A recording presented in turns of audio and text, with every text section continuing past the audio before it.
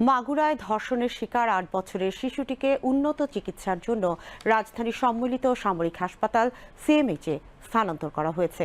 আজ বিকেলে Dhaka medical college হাসপাতাল থেকে তাকে সিএমএইচে নেওয়া হয়। এর আগে ধর্ষণের ঘটনার ৩ দিন পর ৪ জনকে আসামি করে মামলা দায়ের করা হয়েছে।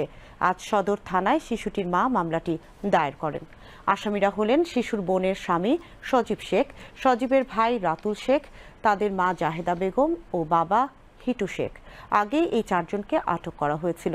এদিকে আজ দুপুরে ঢাকা মেডিকেল কলেজ হাসপাতালের পরিচালক ব্রিগেডিয়ার জেনারেল মোহাম্মদ আসাদুজ্জামান বলেন, শিশুটির অবস্থা আশঙ্কাজনক। প্রসঙ্গত, গত বৃহস্পতিবার মাগুরা শহরের নিজনান্দুলিয়া চরপড়া এলাকায় এই ঘটনা ঘটে। পুলিশ জানায়, কয়েকদিন আগে শিশুটি তার বোনের শ্বশুর বাড়িতে বেড়াতে যায়। সেখানে শিশুটিকে একা পেয়ে বোনের শ্বশুর হিটু শেখ তার উপর পাশবিক নির্যাতন চালায়। এতে শিশুটি অসুস্থ হয়ে পড়লে তাকে মাগুরা সদর হাসপাতালে ভর্তি করা হয়। পরে শিশুটির শারীরিক অবস্থার অবনতি হলে উন্নত চিকিৎসার জন্য তাকে ঢাকায় আনা হয়।